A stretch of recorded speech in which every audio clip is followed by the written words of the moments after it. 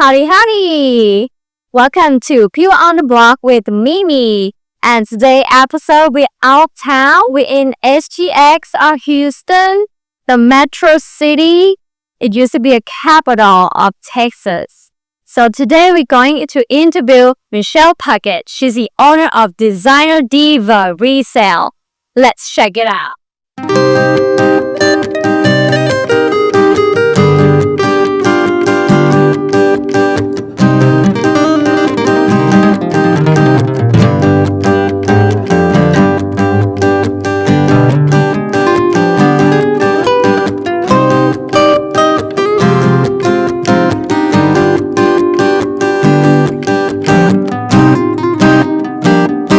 Howdy, hi guys, it's Mimi with People on the Block, and today we're with Michelle Puckett. She's with designer Diva Resale in Houston, the largest scale 10,000 square foot consignment store in Houston. Hi Michelle, how are you doing? I'm great. How are you doing? Doing well, thank you. Such an honor for me to be here with you today. Oh, thank you. I feel like it's an honor for me to be here with you. Oh, thank you. I've been following your social media online. I did some research. Where should I shop in Houston? Because there's so many stores. And my mother-in-law, Miss Vicky, thank you, Miss Vicky. She recommended me. My mother-in-law, she's loved your store. And she said, Mimi, you're going to come here. And I made it last about 6 months ago when I came. And I fell in love. Like, I want to come back to support you. And it's such a good cause, too. I appreciate it so much. And you have a lot of selection. Yes, we do. Yeah. So like categorized, sized, and colorized. That's correct.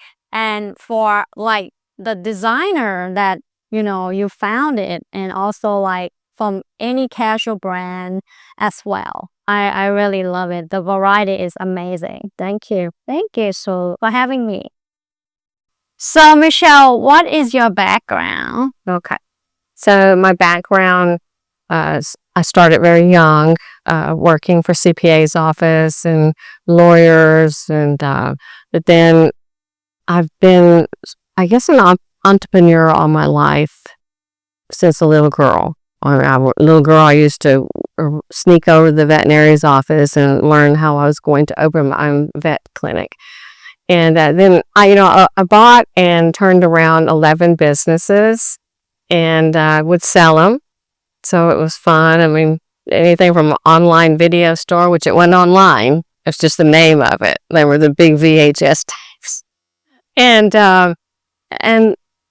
when my son had his accident, we had to readjust. We had to change.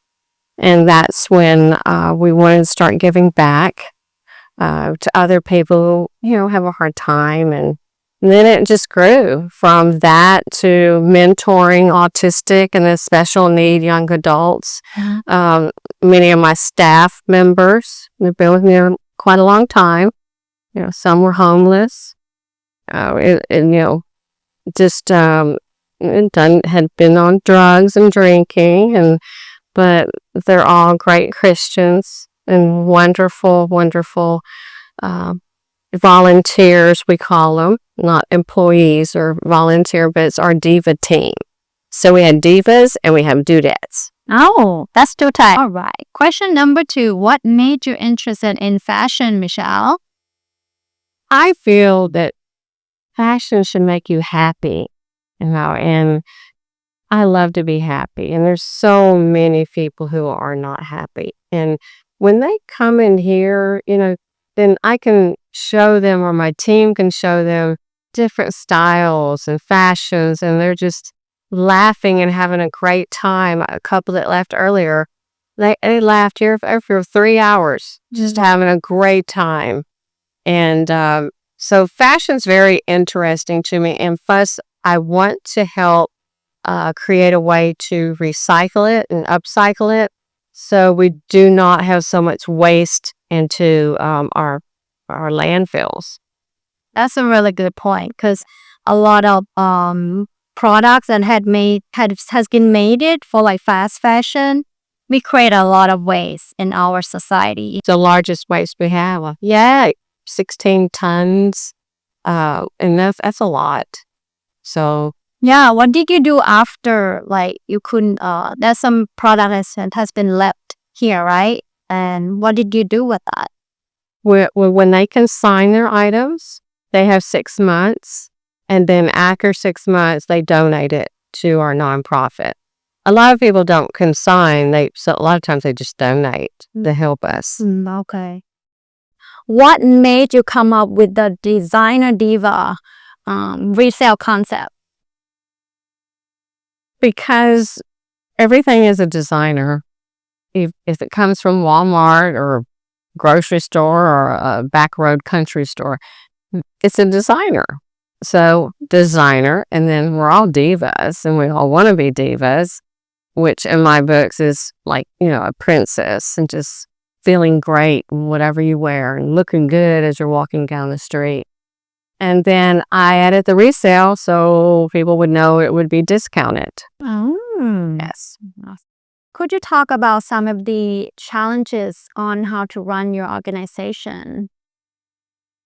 I will go back to when it was COVID 2020 and we had to move to a very large building, and the building wasn't ready. And so we had to find something else, pretty quick because it had been 8 months. And I kept my team going and keeping them paid. And, we didn't qualify for all the little benefits that people could get as we're reselling small business. So we found this place, and I'm going to tell you, we were moving racks, rolling them down the street from where we were. And every team member was either scrubbing floors, moving racks, moving clothes. So I feel it would be, or having a really good team that will be by your side and have your back through struggles. And I know this team does, without a doubt. Which aspects of your organization excited you the most? That's a hard question because I'm very excited about our organization. I feel mentoring the autistic is recently. I had a young lady, she worked here for a year, and we just, taught her and trained her. And then she started teaching us things, and about our program, and she would research and just go the extra mile. And she was able to blossom into moving out of her parents' home. So she's autistic. And she has a friend that she moved over near, and so she's working at she tried something new in a cashier. And so that excites me. And she still comes back and works here like 1 day a week. And we're so thankful because we love her so much. But to see how someone could blossom into an area of life that they didn't feel that they could do it, or scared to move out, from your parents' home. You've been living there for 27 years and be autistic. And so many people will not hire autistic young people. And I am so grateful that we can do that. So that really excites me, other than all the customers we were. So it was your decision to accept her and give her opportunity? Oh, yes. I remember the day she came up over a year ago, and my heart just said, yeah, let's try this. Her mom was with her, and she came in, and she's just so sweet because she'll do things like this. And but very good, very professional. You would be shocked if you had met her. And she may have been here one time when you came in before. My. Yeah. Anyway, I'm just really excited to be able to mentor and help someone, help them create or not create, I guess, make their dream come true. Yeah. That's amazing. It's been a blessing. Yes. 7, how did Designer Diva Resale come up with the selection of the accessories and all from head to toes? All right. So Unique. we have wonderful consigners and people who donate, and we have approximately 25, well, actually over 25,000 in our database now. And There's about, I guess, 2,000 that are constantly active and bringing in their clothing, shoes, anything you wear from head to toe. Mm-hmm. Mm-hmm. So, Okay, I'm gonna throw this question. What is the process of the consignment here? okay. Can you tell us about it? Easy peasy. Okay, so they bring in their items on hangers, clean and ready to sell. Clean. Yes, I clean. mean clean. Yes, clean, clean. I don't want to have to scrub out spots, and I don't want to take a big bag home to wash like sometimes I have to, because I will not put dirty clothes out on the floor. And but anywhere you go, people try on things. It's still going to get dirty, so I'm constantly washing. But I bring it in, clean on hangers, ready to sell, and it's a 6-month contract. And you only have to email one time. That's at the end of your 6 months. When we go over all this with you, and you get 40% of the selling price. And if you have any items left at the end of the 6 months, then it's donated to our nonprofit. Now, unless it's a high-end item like Louis Vuitton or Prada, then they're welcome to pick that back up. But other than that, they do not pick up anything. It is donated. Mm-hmm. Very generous. Thank you for sharing your process for someone who interested to come here and do a consignment job. So helping reduce the waste of the society. Get it out of your closet, consign it, donate it, and don't want it back, because why you want to bring something back into your home that you're trying to clean out? So, And do you have like a seasonal request for that too? well, it's any season, any time, any size. Oh, that's amazing. This little motto. Yes. What has been the most important business lesson that you have learned in the past? One would be take your, what people call struggles, I call them challenges. And you take those challenges and you learn from those, and it makes you stronger for the next challenge you're going to go through. So I always encourage everyone, if you have a problem, it's not a problem, it's a challenge. So you take it and you move forward and you stay positive and you put a smile on your face and you get up and you do it over and over every day. You just don't sit there and not do anything. You have to stay positive and strong. And surround yourself by people who do exactly that. Hmm. What if you in the environment that is opposite? Then you need to remove yourself from that environment, or try to convert the people around you with your love and joy and happiness. And if you can't, then you just got to remove yourself. I've learned that over the years, and it works very well.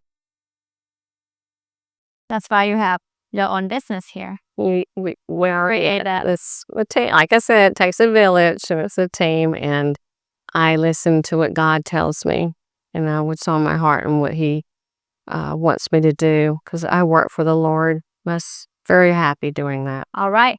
What advice that you can give it to someone starting the nonprofit organization like you? Okay. It's a good question, because if you want to have a nonprofit, you really need to have your heart into what nonprofit you want, what mission, what's your mission statement. And then you work for that mission. You don't work for a nonprofit to make money, because I do not make money at all. I put all my money back into my nonprofit. And then you want to make sure that it's formed correctly. And I have a friend, she does that. And then also make sure you go by all the IRS guidelines and just keep everything in order. To have a successful nonprofit, you really have to follow the guidelines and have someone that would know how to form your nonprofit for you to help you. I see. And it's pretty much supportive in Houston area?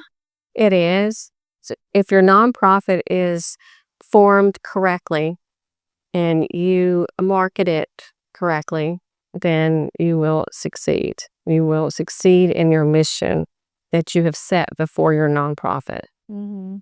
All right, younger folks who are interested in nonprofit, who wants to have the goal and do it for other people and communities, please follow her.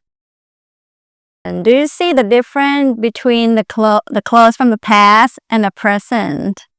Most definitely. It's funny that you asked that, because the quality of clothing that we get in, I mean, they're older, I don't know, styles, but are just maybe, they can go back as far as 10 years sometimes.